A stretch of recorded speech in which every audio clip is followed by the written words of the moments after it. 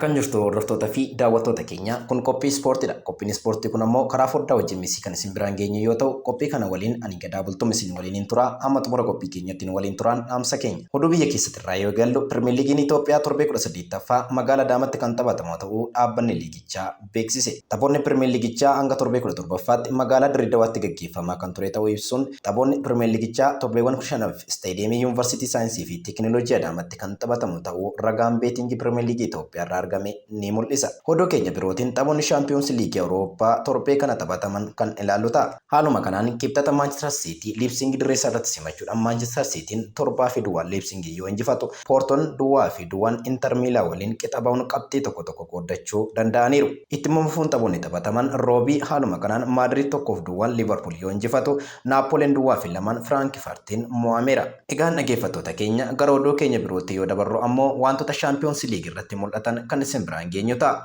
Haaland tapha Shaampiyoons Liigii tokkicha irratti goolii 5 galchuun seenaa hojjechuusaa kan ilaallu ta'a. Egaan tapha Shaampiyoons Liigii Maanchister Siitii goolii 7-2dhaan RB Liipsingii mo'ate irratti Erling Haaland goolii 5 galchuun seenaa galmeesseera. Haaland dorgommii kilaboota Awurooppaa gurguddoo gidduutti taasifamu irratti taphataa umurii xiqqaa saffisaan gooliiwwan isaa 30 gaate ta'uun maqaan isaas galmaa'eera. Akkasumas taphataa umurii xiqqaa tapha Shaampiyoons Liigii tokko irratti goolii 5 lakkoofsisuun riikaardii qabatee ta'eera. Kanaan dura taphataan Arjentiinaa Liyoonel Meesii fi taphataan Biraaziil Liis Andiraayanoon tapha tokko irratti goolii 5 galchanii ni beeku. Haaland garuu umurii xiqqaadhaan toora isaaniitti makamuu danda'ee jira. Taphataan umurii waggaa 22 kun hanga ammaatti dorgommiiwwan hundarratti gooliiwwan 39 kan galche yoo ta'u, taphataan Maanchister Siitii tapha bara tokko keessatti goolii hanga kanaa galche hin jiru si jedhame. Goolii 5 Haaland galcheen alatti Ilkay Gundogan fi Kevin De Bruyne tokko galchuun walumaa galatti Maanchister Siitiin galchii dhaqaa fi galaan 8-1 RB Liipsingii mo'achuun nuusa xumuraaf darbuusaa mirkaneeffateera. Dhaggeeffattoota keenya oduu keenya birootiin ammoo Liivarpuul erga Riyaal Maadriid mo'amee dorgommii waancaa Shaampiyoons Liigii bara kanaa keessaa baafamee booda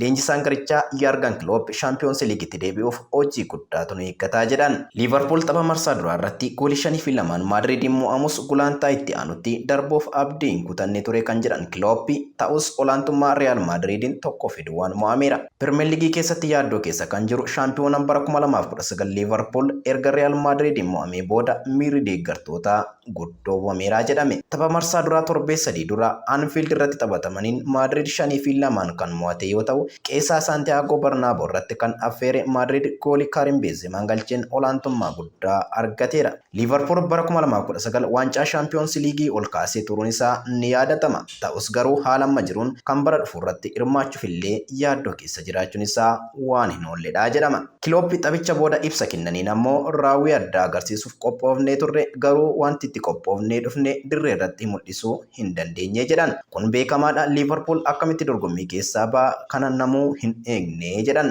Egaan Liivarpuul itti aansuun Pirimeer Liigii dursaa kan jiru Arsenaalii fi lammaffaa irratti kan argamu ammoo Maanchister Siitii akkasumas dorgommii waancaa Shaampiyoons Liigii keessatti cichee kan hafe Cheelsii waliin tapha saqoruu ni qabaa jedhame. Klopp ibsa isaa xumuraan taphoonni kunneen nuuf akkaan murteessoodha. Dandeettii keenya duguugnee fayyadamuun dirqamaadha. Kaayyoo keenya sadarkaa 1-4 jiru keessa galuudha jedhan. Gara tapha Pirimeer Liigii Ingilaanditti yoo dabarru har'a halkan sa'a 5 irratti Nottingham Forest Newcastle waliin kan taphatu ta'a. Sanbata Aston Villaan Bournemouth waliin, Brentford Leicester waliin, Southampton Tottenham waliin, Wolves Leeds United waliin yoo ta'u, Chelsea Everton waliin taphatu. Ittuma fufuun dilbata taphoonni Pirimeer Liigii Ingiliz taphataman Arsenal dirree irratti Crystal Palace kan keessummeessu ta'a. Gara La Liga Spainitti yoo dabarru har'a sa'a 5 halkanitti kan taphatamu Atletic fi Real Valladolid kan waliin taphatan yoo ta'u, Real Valladolid Atleticin dirree irratti kan keessummeessu ta'a.